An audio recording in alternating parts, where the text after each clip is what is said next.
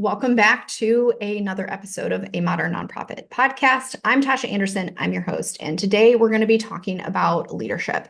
More specifically, we're going to have the awkward and uncomfortable conversation about, are you the problem? Now, this isn't intended to be some sort of like shame game, because I assume that everything is always my fault and my problem, and I want to know about it. But oftentimes in leadership positions, people just aren't willing to say, are you in fact the problem? Or at least to kind of reflect that mirror back to me. So I'm really excited to talk about this conversation. So much of what I've learned over leadership in different leadership roles have really kind of built on building blocks, one right after another.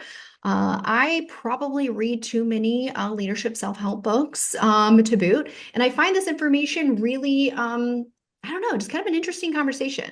But I'm not doing it alone. As usual, I usually bring a guest along. And I wanted to introduce another one of our team members, Teresa Guest. She is a CFO.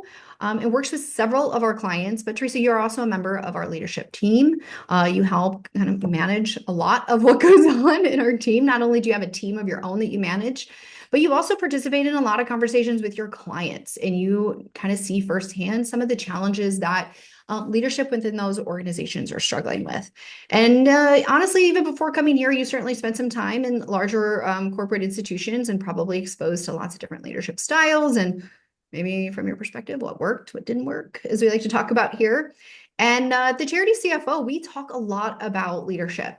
We hold ourselves to a pretty high standard. We kind of like to geek out on these things, and we like to just take the lessons learned. And that is why this particular segment is also included in what we have been kind of previewing with you all, our financial blueprint. So as I mentioned in a previous episode, we have recently launched this kind of playbook. It's essentially the culmination of all of the most significant not all of them, the top 30, top 30.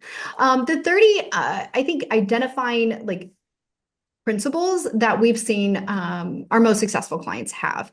And we call it the financial blueprint, but the reality is there are elements that are financial adjacent, like leadership. And leadership without it, we can't have strong financials. So this is the number one principle on our financial blueprint.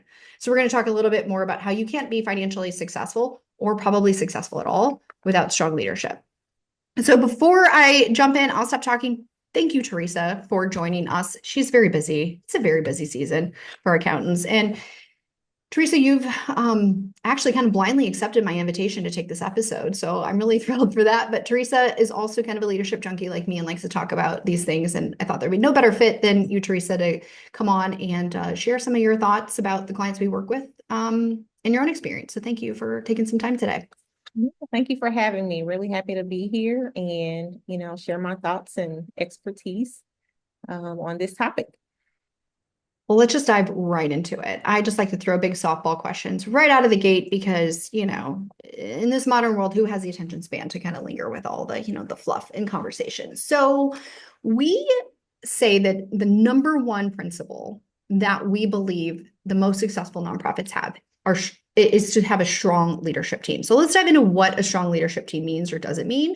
And I guess the first kind of question that I wanted to lift up, like, how does leadership, specifically and especially the CEO, impact an organization's ability to, I don't know, I want to say finances because we're financial people, but really overall, from your perspective and the way that we interact with our clients, a lot of times it's struggling organizations, struggling with their back office operations, they're struggling with their finances, operationally, all of the things they're struggling.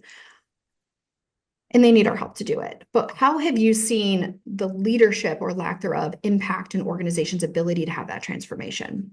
Yeah, absolutely.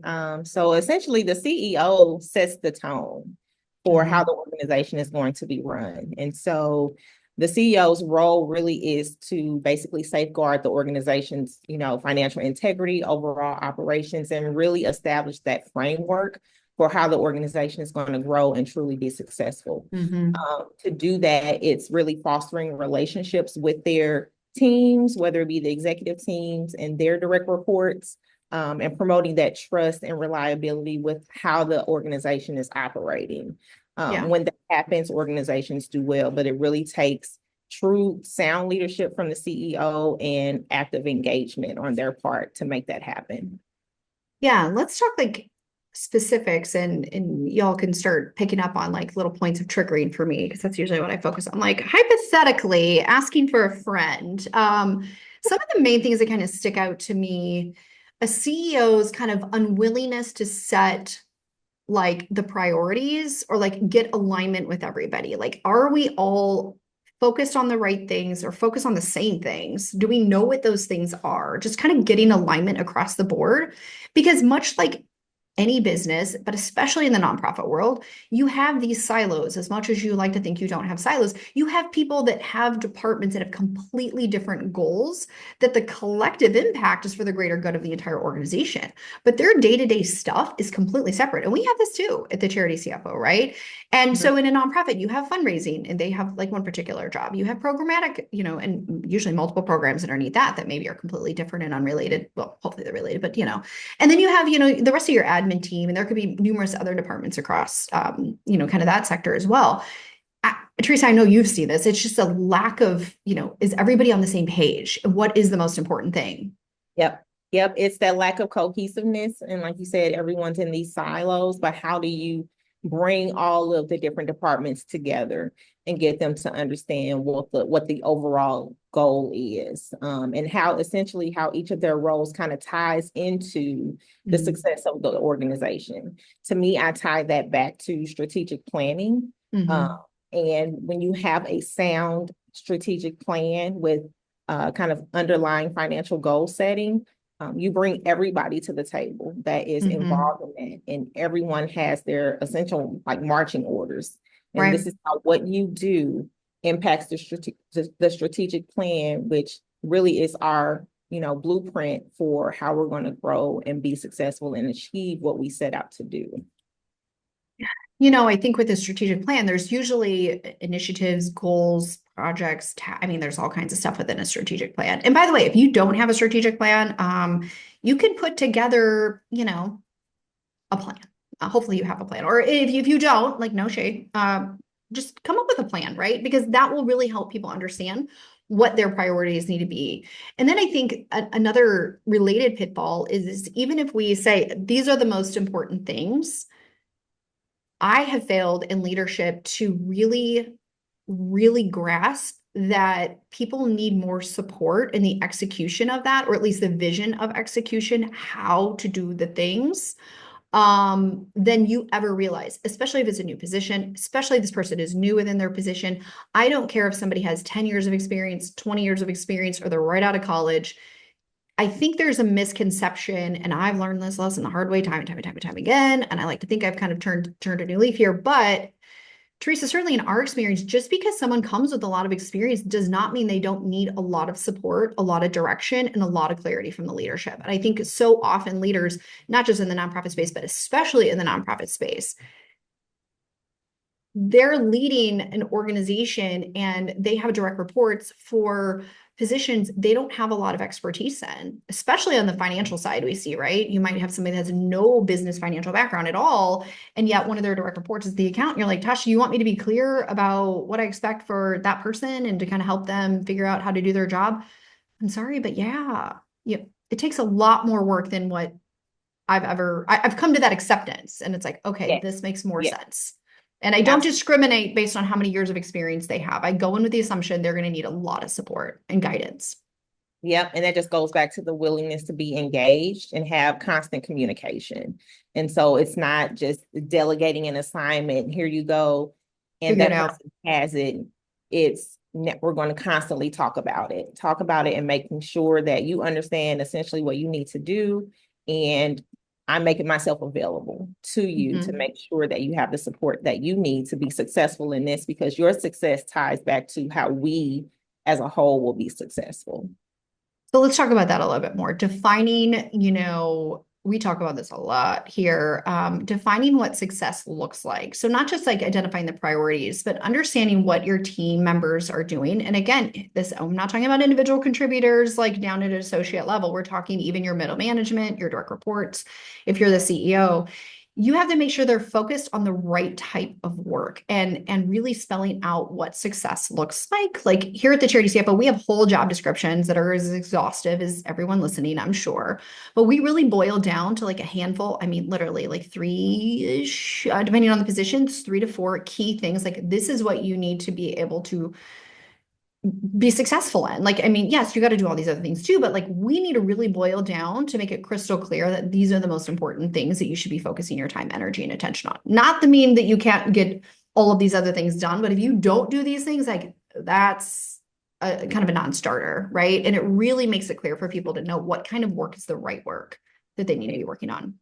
Yeah, and being clear on what that is really important. And then again, circling back on those things often to make sure that those expectations are being met. We're reinforcing what those goals are.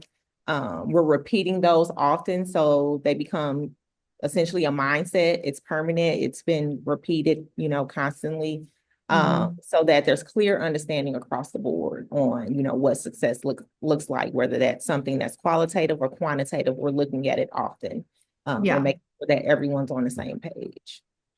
And for a little context, and I guess to give a little bit of an example here, for those, this might be your first time listening. You don't really know who I am. You just search for leadership or nonprofit in a podcast, and I popped up.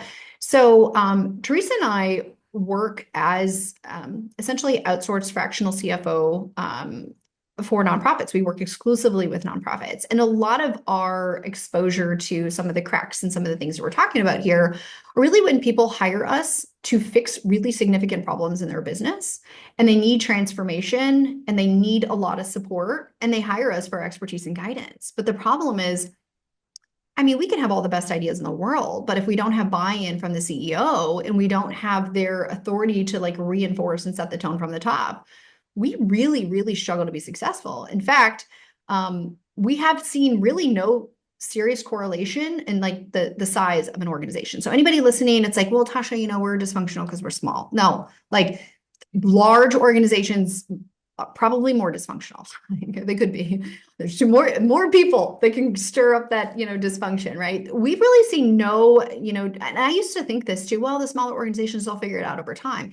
To me, there's no correlation in size and as it relates to success. In fact, I find that 100% correlation exists between organizations that are ran by leaders that are really bought in, engaged, and willing to kind of see things through execution. So kind of putting that in perspective, Teresa, too. I mean, you've seen this so many times. We have CEOs call like, oh my gosh, Tasha, we're freaking out. Things are a mess. Please help us. Please help us. And then Teresa gets on and she's talking and the first initial conversation is like, great, yep, we can help you, blah, blah, blah. And then we never see the CEO again. They never show up to any meetings. And then it's like, we're working with maybe an on-site bookkeeper. And then it's like, well, why didn't we have all this change? It's like, we can only be as effective as you are willing to be engaged, right? And I think that's true I've talked to fundraising consultants. I've talked to strategic planning consultants. Teresa, you and I have sat on boards, like we've been board members trying to understand what's happening within organizations. There's been so many different instances where a disengaged CEO is really going to hinder the ability for any organization to be successful in their transformation, especially. Yep, indeed. I, in my own experience, just working with, several clients, the ones that we are able to have the most success in, transformation just across the organization and helping foster their growth and success are the clients where we are actively engaged with the executive director or CEO and often. Mm-hmm. So whether that's, a monthly conversation or meeting or, weekly follow-ups or, they're reaching out and asking questions, those are the mm-hmm. clients that we have the most impact with versus those where you shared, once they come on board, we don't see the CEO or executive director anymore. And we have a lower level point of contact who really isn't a true decision maker. They're just a day-to-day person just trying to get the work done. Right.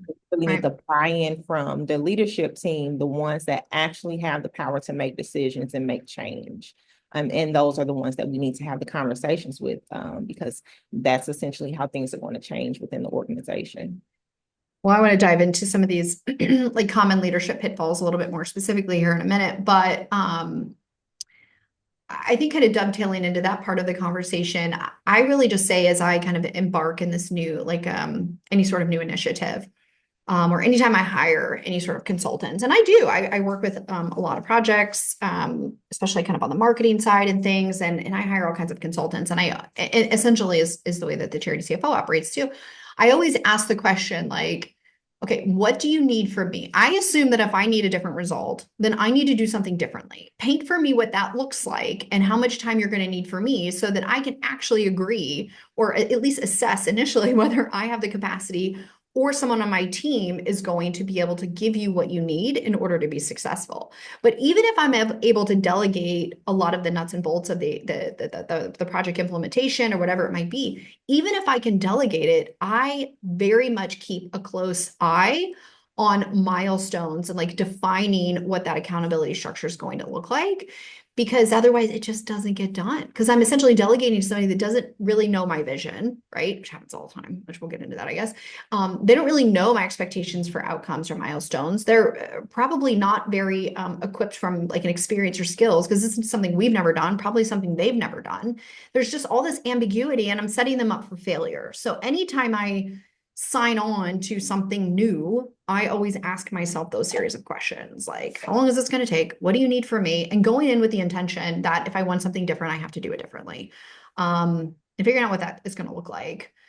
So let's dive into that. We've seen a lot of pitfalls with leadership, especially in the nonprofit space. And I really just kind of want to come of a place of validation because, the nonprofit the industry specifically is struggling. I've read multiple statistics that the nonprofit sector has the highest turnover in any other sector in the labor market. We know that leadership is a real problem, and the succession planning is a real problem. These leaders are more burnout more than ever before, maybe, and I don't really see an end in sight. So I really come from a place of kind of like empathy and understanding. And Teresa and I both spent many years working in and around the nonprofit space, and I want to validate that. But I think sometimes it's hard when we're in the weeds to kind of see what are the core problems here? Like where are things actually contributing to this mess? So let's kind of dive into that. Teresa, what are some of the biggest mistakes you've seen nonprofit leaders doing, whether kind of implementing some of our work or even other transformational changes within their organization? Yeah, one of the pitfalls that I've seen personally is when CEOs or leaders just assume that they have to do everything themselves, and there's this almost like fear of delegation, and Yeah. too much keeping things close to the vest, and that's where they experience the burnout because they're stretched way too thin because they've got their hands in too And many everything. being pulled in too many different directions, and so when they haven't pull together the right people or right resources that they need to be able to get the work done, they fizzle out and then essentially, crash and burn, and it hinders the growth of the organization because everything hinges upon their start and stop. Yeah. But getting the right people in place to kind of delineate those responsibilities and having that, making it more of a team effort versus a um, is something that is necessary Yeah. to that growth. Yeah, definitely having the right people. In all the good books tell us to do that. But what I've seen specifically, because I like to just give like real hard life lesson learned, like practical advice to people. And I may be completely wrong, but at least it's something. What I find interesting with like the team structure, because I've seen this happen so many times. There's like two different types of CEOs. It's like everybody, one person tries to do everybody's job. Like they do everything, like you said, they hold everything. And then there's I'm going to delegate everything and referee nothing. So that's a whole set. We'll dive into that here in a second. But we talked about getting the right people in the right seats. So often I see this idea of, well, we're going to bring on somebody to help. But then going back to what we were talking a little bit earlier, really mapping out how to train, onboard, delegate, define responsibilities, create systems of accountability for that role. And I don't say systems of accountability in a punitive way of like micromanaging. I mean, for me, when I create new positions here and I'm the direct supervisor, I like to map out, and we do this here at the Charity CFO, like what what do we as a leader have the responsibility to delegate, train, and really give ownership of certain proficiencies, tasks, training, et cetera? Like, how do we map out what their experience should be, and how do we create milestones so that we can say, are we effectively onboarding this employee? Are they given the tools, resources, and time that they need from us to effectively do their job, and actually kind of mapping that out. And through that exercise too, you have to define, what is this job doing? What are their responsibilities? Clarifying, we see this happen all the time, clarifying who's doing what, especially on an admin team. We see this all the time. Like, everybody just does everything. And it's like, I see this all the time in a lot of businesses, but especially in the nonprofit world. And I find that rather than having this like really intentional analysis of like, what's everybody doing? If it's a new position, how do I actually onboard and make sure that they can actually take things off my plate long term? And going back to what I said earlier, Teresa, right? It takes way longer than you think. It really does. Way longer. Yeah. It's a lot of effort that goes into the development of an employee. And so putting that framework together up front, ensuring what the end result needs to look like. So you know what the beginning is, the end is, and you filled in all of those gaps and steps along the way. And there's a clear plan and path forward for that person. Right. And then you're right there with them every step of the way, encouraging them, pushing for productivity, pushing for them to meet expectations, but also lending yourself to provide support to them so that they know that they're not just in this alone. We did just hand them something, but we're right there with them along the way because we want to see that person be successful. Yeah. I'm going back to a conversation I had with a nonprofit a few weeks ago, and they hired a bookkeeper, and I think that person's been there maybe like a month or two, and they've made the decision to part ways because this person just kind of can't get up to speed on the QuickBooks. And I mean, I can really relate to that because Teresa, you and I both know like the very exhaustive onboarding process that we have and the training, and we run a real like comprehensive like tight ship with respect to the onboarding experience, and we want to make sure we have training, like you said, Teresa, all along the way. And I just kind of was like, wow. I mean, there are cases where it's like, okay, this is a clear misfit, but I mean, we typically say 9 to 12 months before people are really kind of actually functioning in all of their areas of responsibility. It doesn't mean they're completely experts in it. Doesn't mean they're completely, ready to like just be promoted, right? But they're actually now have absorbed hopefully all of their responsibilities. And even then there's some wiggle room there that we will extend that period even longer. So when I hear situations like, oh, I'm frustrated because, within a few weeks they couldn't get up to speed on how to do all the bookkeeping and the QuickBooks and the invoicing and the payroll, I'm like, you might want to check your expectations a little bit. Or not, and then you're going to continue experiencing the turnover, which, believe me, look, I made all these same mistakes too. My hiring rate was like abysmal the first few years because I had this idea, well, they have some experience in accounting, they should be able to just do it. I made these same mistakes, and then I'm like, okay, well, that is consistently not worked for me. So let's figure out a new way to do it. Let's talk about the other type of CEO, though, the non-refereeing, anti-confrontational. Y'all just fight it out amongst yourselves. Yeah. Those types of CEOs are definite roadblocks to the success of the organization because they're completely checked out from what's happening. And it's a challenge as a leader. I know at times in my career in leadership, having those tough conversations and holding folks accountable, it's hard to do sometimes, but it's a necessary step because you have to be able to course correct. Have those tough conversations with people to make sure that, again, we're meeting expectations and we're moving the ball forward. And so it's important for, CEOs to actively, again, engage in those conversations with their teams to ensure that everyone is clear on what we need to be doing. And if we're missing the mark, then we have to have that conversation to make sure that, we're circling back and making sure that we're getting back in alignment with what needs to happen. Kind of airing out some of our team's dirty laundry maybe a little bit, but we kind of had a recent big decision that Tim, the other partner, and I had to make recently. And I think where people go wrong is they only kind of hear one side of the story, or they don't do their little like, investigation and like, let me get all the perspectives, let me make an informed decision. We oftentimes see this with our clients too. Like they might have some conversations they're initiating with us, and it's like, okay, well, why didn't you reach out like a month or two ago when the person on site, like within your team, was saying these things? If that doesn't jive with what you would expect, like reach out and have the conversation. And it's really tricky. And I empathize with other CEOs where they have completely different individuals with completely different job responsibilities, completely different agendas, because of those responsibilities, and they're in conflict with the things that they need to do. Like recently, we have made the decision to make some structural changes with our teams and add some more support to those teams. And it was really kind of an interesting exercise, although it wasn't intended to be any sort of experiment, just kind of the way it evolved. But, Tim and I were like, okay, we know we need to change some things that are pretty big around here. We want to get everybody's buy-in, recognize that this can't like be a democracy because that may not quite be the right decision, but we need to like solicit all the input. And it was kind of an interesting exercise, Teresa, because some of y'all had like strong ideas in one way and strong ideas on the other way. And, we put it all together and we had to make an executive decision that was, by the way, nothing that anybody had listed out. That was the final decision, I think. But you have to be willing to do that. You have to do the investigation. You have to get the input from all the related people.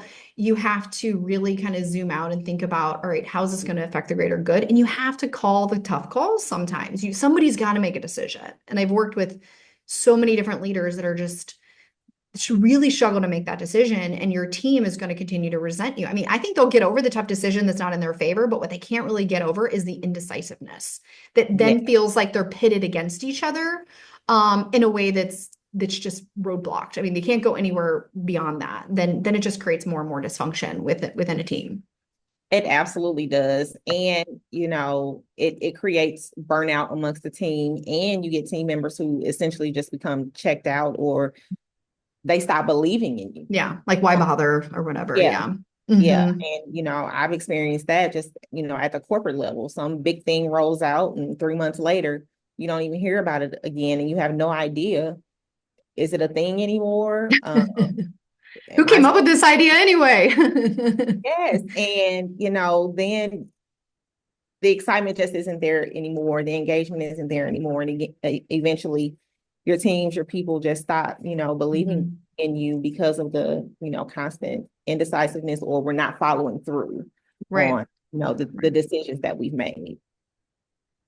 And related to that, I mean, the communication. I mean, Teresa, one of the things that we've learned here is that there's a natural, I don't know, at least in the accounting world, this natural desire to be like hyper efficient, and the fear of being repetitive in your communication, and not wanting to like insult people's intelligence or feel boring, or I don't know, maybe this is in my head. But what I've learned recently is that I would say in the last couple of years, the level of communication and the repetition of communication, right, is on another level that I just can't completely voice. Like if I think I need to say something 2 times, I probably need to say it 10 times. Like, I don't know if it's 5x, 10x, I don't really know. It's probably situational depending on the message. And certainly how it's delivered, and giving way more context to situations than like you were kind of describing, Teresa, like this is the announcement, go forth and conquer, right? And so what I've really learned working with a lot of leaders is their failure to understand how much repetition and clarity is needed in communication. And frankly, the larger your team, the more often you need to repeat yourself. And the more layers you have, the more often you have to repeat yourself. I kind of struggle with that because I'm just a super direct person. Like, let me just say it really directly, like once, and I don't want to keep repeating myself because I'm assuming no one wants to hear me keep repeating myself. But I also really found myself in frustrating situations where I worry, or I've witnessed like we're not always in alignment. I'm like, how do people not know what's important to them? Well, they're just like flooded with noise in life, especially at work. They forget because they have responsibilities at a different level. They're not thinking about your visionary why. Okay. They're thinking about like how to get the stuff out the door, And so we really need to be doing so much more communication than I can even like verbalize. Teresa, you're good at this stuff. So I know you really take communication seriously. What can you say about this topic? I do take communication very seriously, and shameless plug, I have been susceptible to missing stuff because there's so much going on that yes, you do forget. And so you You need to do do. things constantly to make sure that you're staying on top of it. I learned early on in my career in leadership that people hear things completely differently. You can say the same thing to 12 people, and all 12 people heard a different thing. Oh, yes. So as you learn your team and really get connected with them, you learn how they hear, you learn Mm-hmm. how they receive information. And so Mm-hmm. I learned that even if I'm doing things in a group setting or sharing something in a group setting, I still have to come back and have those one-on-ones to Mm-hmm. make sure that everyone heard the same thing so Right. that we're all on the same page. And so that piece of just taking the additional time to check in and to make sure that expectations are clear Mm-hmm. is something that's very important to me. That communication piece and just understanding everyone's perception that things aren't going Yep. to be received the same way. Uh, Mm-hmm. is taking the time out again to just check in one-on-one just to make sure, hey, are you Yep. clear on what we're supposed to be doing? And being able to kind of reformat or restructure the conversation to make sure that they understand. It's funny. Teresa says things so much nicer than I do, but whenever you were describing that, I'm thinking like, oh, whenever I have to like have a really tough decision or like make it kind of a bigger announcement at the director level, whatever, then I call it kind of my like apology tour, my cleanup like tour of like, okay, so that meeting, how did you think it went? And then I got to hear, and then it's you said it's something like, make sure they heard, the message and all that. And I'm always like, okay, what did you actually hear? This is what I meant. You know, because Right. there is so much confusion and like you said, different interpretations. And sometimes it's even in tone or how it was presented or the sense of urgency or whatever it might be. And we see this happen a lot with even when we sign on new clients, for example, it's like a failure to communicate to the organization, like why are we hiring the charity CFO, for example? What impact are we trying to have with them? How is this going to change your job? And how to communicate these things in a proactive way and not just in times of like crisis, right? Because if you start making communication only in times of crisis, people are going to be walking around freaking out every time you have something to say. Um, so Agree. having frequent meetings, frequent communication across the team, highlighting the priorities, reminding people. We do this every single quarter. I mean, we do this in lots of different iterations, I guess. I mean, we do like weekly check-ins with our direct reports. We also do monthly check-ins, like more formal, like performance evals, about as formal as we get. So nobody's stressed for us in that way. But then we also do company-wide meetings every quarter. And we are kind of repetitive in some of these things, right? We kind of have a very similar structure. Everyone's familiar. They know why we're there. They kind of know what to expect. They definitely hear things that they're probably a little surprised by or hopefully re-energized by, but they kind of have a level of predictability that like, okay, this is not very disarming or hopefully not too disarming, or too alarming, I guess I should say. But it's a cycle. It's like kind of repetitive pattern that we've created on how we disseminate information in a predictable way that I think is disarming for people. At least that's my intention. Yeah, yeah. And, I can say I think it's received that way. I appreciate that, our firm operates under this level of transparency where we overly communicate. It's Mhm. verbal and then it's coming in written form because Mhm. then people interpret things differently, Yeah, it's received differently. And so we want to make sure that things are clear. And so right. I love our communication style here because we communicate often and we communicate in multiple ways, Mhm. the same message to make sure that, everybody's getting that valuable information.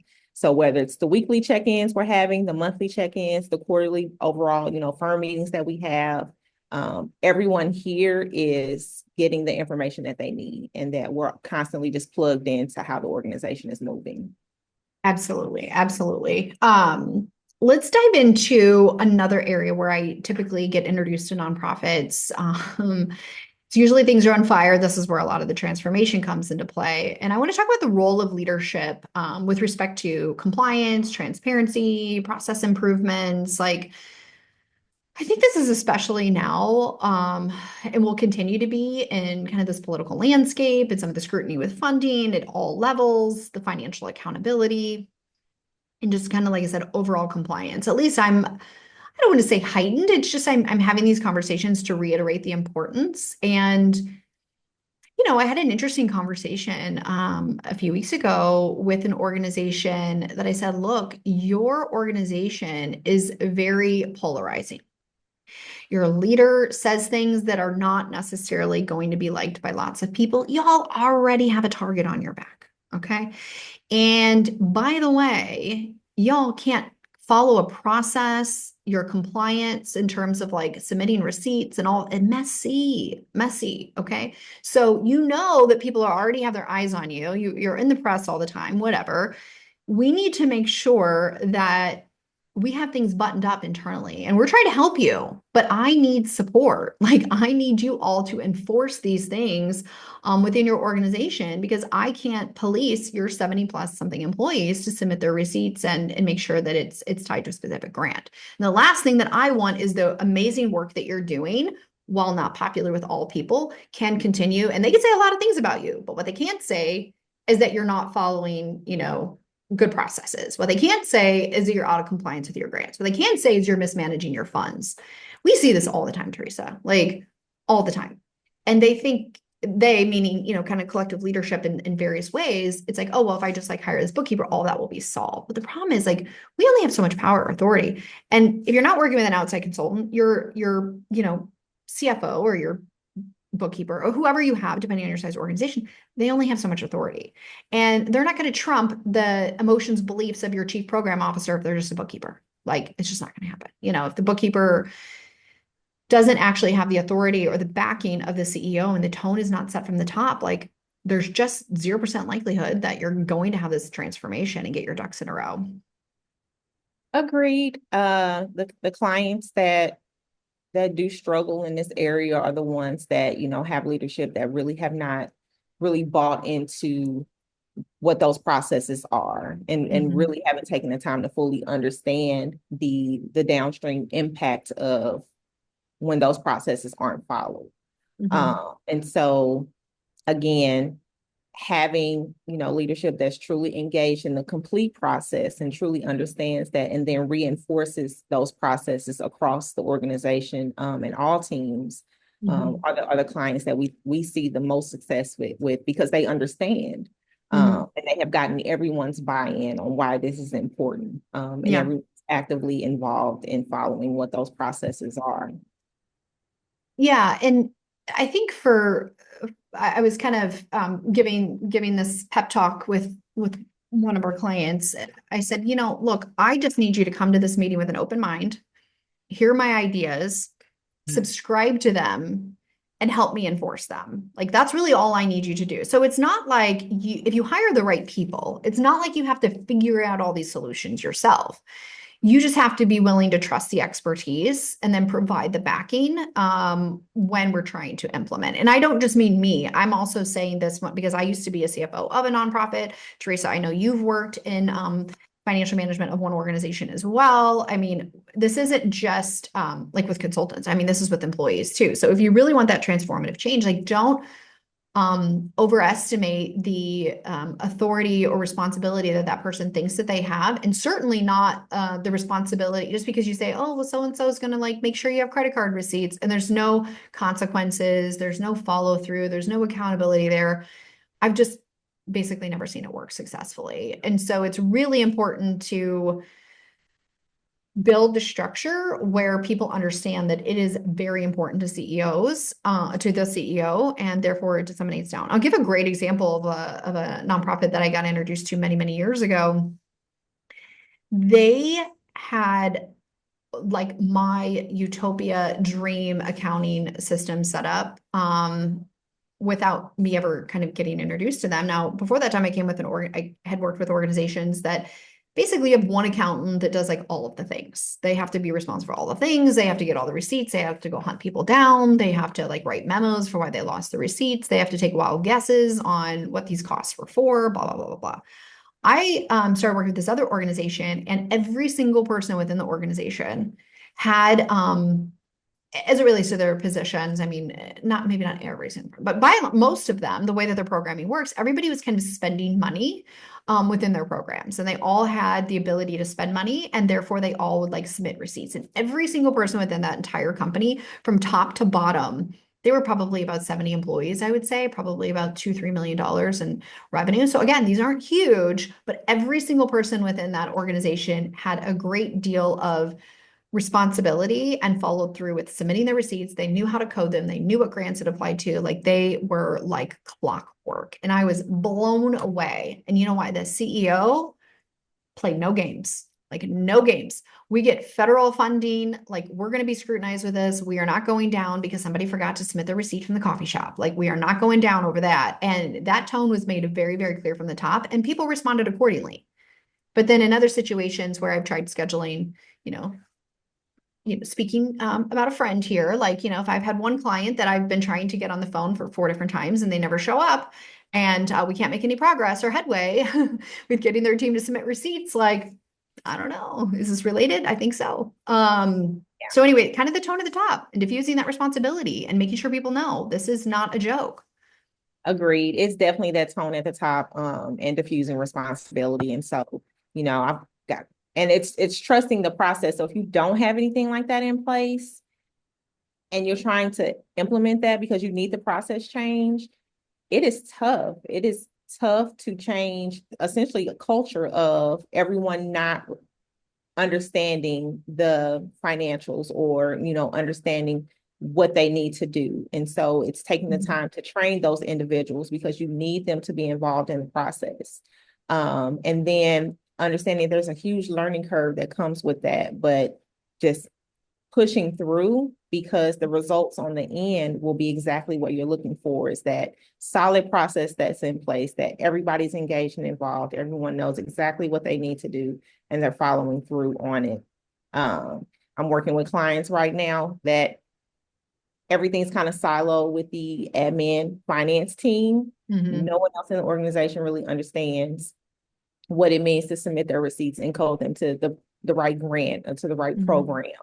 The accountants handle that. And that kind of silo is detrimental. And so when clients come to us that way, our goal is to make sure that everybody's informed and everybody that is spending money on behalf of the organization understands how this process works. Right. That takes time to implement. But if the CEO has bought into that process and is on board and is in reinforcing, essentially in our absence, because we're not in the building with them. We are, we're outsourced. Right. So, and we're virtual. So we can't be there every day knocking on doors asking, so-and-so, where's this? But they are. And so having them empowered and again, just on the same page with us, now we're a team and we're going to make sure that, everyone doing their part. Yeah, I'm curious, like, we're kind of hinting at it a little bit, but I'd love to talk about some more like specific practical steps for really getting financial literacy at all levels. And I don't expect everybody to know how to read a balance sheet, but I'm talking about like, what are the key processes? Like, what are our key funding sources? I think a lot of people, I used to joke, although I wasn't really joking, when I worked for a nonprofit, anything that showed a number or a dollar sign ended up in my inbox, even though it may have nothing to actually do with the things that I'm working on. And I think that's so often the case for nonprofits to have like an accountant, and with the assumption that the accountant is going to know all these things. And I was actually speaking with a big group of grant writers yesterday, and I was talking about the tension between fundraisers and accountants and why this is problematic and why we need this diffusion of responsibilities. And this is really relevant to the grant writers, and they know because they're kind of like kind of quasi. If there was a hybrid of like a fundraiser and an accountant, like that's a grant writer. And because they understand that you need to track the level of spending at all these different levels of detail. And you know that if you have one grant, like that's kind of easy. If you have 10 grants or 20 grants or 30 grants, there is no way that a grant manager, a grant writer, or any one accountant can know. If you have 100 employees spending money at any given time, you can't possibly know the Amazon purchase for program supplies. Yes, it's clear it's a program supplies, but you have no idea if it's for a particular location, or maybe it's for a particular grant, or you just are not going to know. So as you grow, this is not I don't think sustainable for us to have this financial function in a silo. You have to diffuse the responsibility, and we have to train our team on the sources of money that are coming in and how that is tied to the things that we need to purchase for the organization. And that's the only way that I've seen the most successful clients like really embrace that. And it is a big culture shift for a lot of people. So I want to talk to Teresa now about some practical like steps on how to like get this train moving to get more people involved in the financial literacy of the organization. What are some of the things that you've seen our clients, roll out or be successful or appreciate? Yeah. So one of the systems that our successful clients have is a good sound expense management system. And that's, a tool that's in place where everything is tracked. And that everyone who, again, has responsibility for spending on behalf of the organization understands the importance of submitting documentation when they spend. They know what they spent it on, so they're able to provide the information to the finance team on this is what I bought, this is why I bought it, this is what program it goes to, this is what it ties to. They have been educated with the information that they need to be able to provide that information to whom it needs to go to. And so that helps us, again, be able to track these grants and provide reporting to our clients that they can provide, again, to their funders to show that, they're spending these grant funds the way that they're supposed to be spent by having that system in place. So we've been instrumental in, some of the training with these clients and reinforced training. If anybody forgets, new training for new staff that come on board, just making sure that we keep everything new, that we're repeating it often, and making sure that, again, that process right there is followed. Yeah, I've shared too. I was actually talking about this in my presentation yesterday with the grant writers, that there's some really good technology that makes this so much easier for us, especially if you have a remote team or if you're working across state, across the state. If you have a spread out team, technology is definitely your best friend. Shameless plug, I have no financial relationship. They do not pay me to say this. One of the platforms that we like quite a bit is called Divvy. Bill.com recently acquired them. Then they changed the name to Bill. Then they changed Divvy's name to Bill, Spend and Expend. But whatever, go to Bill.com and look for Divvy, Divvy. And we really like that because number one, it's free. It's a credit card, so they get all their money, I think, I'm hypothesizing, from the merchant fees and things like that, but it doesn't cost anything for the nonprofits. And like you said, Teresa, it gives you the ability to give as many credit cards, it's a line of credit, to your team, and you can see exactly who's spending what. But that person on the end user side, they can see, what did I spend with this credit card, and then they can upload their receipts. They can tag it to like whatever fields that you need it to tag it to, and there's this really intuitive, just like super easy to use platform that can really create some diffusion of responsibilities. I won't go into it because it's not a sales pitch for Divvy at all. Like I said, they don't pay me to say this, but this is simple tools that are really low cost that you can use for your teams. Because the problem is, Teresa, as you were saying, like, I think some people get this idea of like, well, when we get bigger, we'll like implement some of these things. And when you create a system like you're describing, Teresa, what we're talking about with like Divvy, once you set up the process, it doesn't matter if you have 1 grant or 10 grants or 100 grants. Like, it's the same process. It's literally a drop down, and your options are going to be 1 grant, 10 grant, or 100 grant. Like, is how far do you have to scroll to find the funding source that it applies to? Now, the tricky part is, like you said, Teresa, making sure that your team is educated on what those funding sources are and which grant that they should be selecting. And so maybe that's, on a individual basis. I mean, depending on who that person is or what program they work in, I don't expect everybody in every organization to know all of the individual funding sources, maybe what applies to them. And they should kind of have a general sense. If I'm swiping this credit card, like, who's paying for this? And hopefully they kind of start baking that into the process. Anything else that you would give like a quick tip for people that are trying to start this process, or something that's been really instrumental in diffusing this responsibility and getting everyone on board? Yep. In addition to that, it's the transparency on the reporting side. So, you've given them the tool to, so you brought up Divvy. So you have Divvy implemented, Um, People know that, they can spend for their programs, they submit their receipts.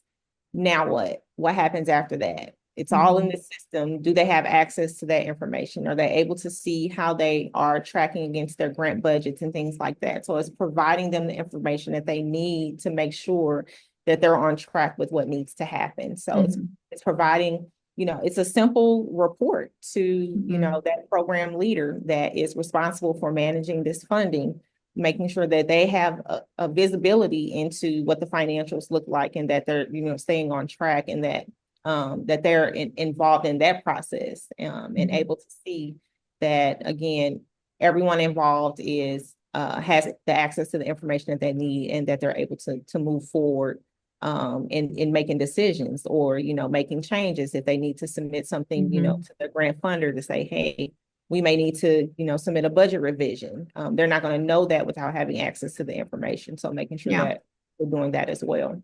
Right. So not just having visibility into like the inputs, right? I'm like, oh, I spent this money, I got to upload my receipts. But like you said, like a feedback loop to give them the reporting. Oh yeah, that was actually what I intended. That makes sense. So I guess really this leads to the end of this conversation, although we could probably keep going on and on and on. So really kind of begs the question, like, what if a CEO is not leading this change or is not willing to make the change? What do you say to that, Teresa? Oh, Because that happens. it happened. And, I've unfortunately witnessed, situations where we've seen turnover in the CEO seat because of an unwillingness to essentially lead the organization. That is the foundation of the CEO role. Again, Right. is to set that foundation and tone. And when that doesn't happen, that, CEO has not met the expectation. So I've seen turnover in the seat, or we see constant turnover just within the Their organization. team. Because the team does not feel led, the team does not feel connected to their leader, and that engagement is essentially broken, and you see turnover in the organization. So it's an unfortunate consequence when a CEO is not actively engaged in just leadership, which is the function of their role. And it's really sad to see. It's disheartening to see. Or you Yeah. see the organization itself just no longer exists, because that absence of leadership has caused the operations of the organization to diminish and essentially fizzle out. Yeah. So yeah, those are just unfortunate consequences of poor leadership. It's really tough. I mean, I found myself recently in a conversation with a client that we initiated disengagement because of the lack of like responsiveness from the team. And while that was like the team not sending us the stuff, it was, I mean, obviously really driven by an absent leader as well. And the conversation didn't go well. But I explained like we have a 0% success rate with clients this early into the relationship that are just non-responsive. Like you said, you wanted all of these things. You said you wanted this transformation. It's not, I mean, yes, we could keep, moving along very, very slowly at a glacial pace, and you're going to get frustrated with me. I'm going to get frustrated with you. And then eventually one of us is going to fire the other one. Like I have 0% success rate long term. I don't want to do this to you. I don't want you to pay me money. And I definitely don't want to do this to my team where they're here to show up and have impact in the work that they're doing. And if I can't get you to be receptive or like enforce these things and be at least responsive to my team, I don't see how I can help you. And when I ended that call, Teresa, I ended it very like disheartened, like you were describing. I thought this is such a tremendous organization. This organization is years behind on their tax returns now. Yeah. They have to get an audit. They're now subject to an audit because they've crossed a certain threshold. They will never pass that audit. As a result of that, I don't know what's going to happen, but they're probably going to lose funding. And it's just like, oh my gosh, and it's really heartbreaking with people that have incredible passion and they're trying to do such great things, and they view their role as really being the face of the organization, which they are. Like I get it, I understand, but then there's also like more tactical, like day-to-day leadership that needs to happen too. And if they're unwilling or unable to kind of toggle like both lines of that, then the organization they're their own worst enemy. Like, and it is really hard. And I know, Teresa, we've shared in this experience time and time again with organizations that are really struggling from this. And the long-term consequences are going to be pretty significant. Like you said, in the short term, maybe it's just a bunch of staff turnover. In the long term, it might be the ongoing financial sustainability of the organization. So it's tough. It's tough. Yeah. Well, that is probably enough on that today. This has been a fun conversation, a tough conversation, but I think a conversation that needs to be had. I think the biggest takeaways for me would be, financial transformation or any transformation starts with strong leadership. Doesn't mean you have to do it all, but you have to create the roadmap. You have to delegate the responsibilities. You have to create some, and it could be a very simple structure of accountability and follow up. And when people start falling off track, you have to give them the reinforcement or the resources to get back on track. That, unfortunately, is certainly in my experience, the job of a CEO. And the best nonprofits that we've seen have not just that strong leadership, but a diffusion of responsibilities, because we are no longer being that CEO that holds on to everything and is responsible for everything. We are putting the right people in the right seat, training them, defining their expectations, and actually not just delegating tasks, but the actual responsibility of those things. So hopefully you all have found this insightful. I hinted a little bit earlier that we have what we call the Charity CFO financial blueprint. Like I said, this is a 30-point list of the most successful clients we have. This is what they have in common. If you want to download the full document that includes all 30, go ahead and check the link down below in the show notes. And I do this every time. Do some sort of engagement with this content. It allows other leaders of nonprofits to find content like ours, and whether that's like, share, subscribe, rate, whatever it might be, just engage with it in some way, and that'll help other people find information like this. Thank you all so much for joining us. See you next time.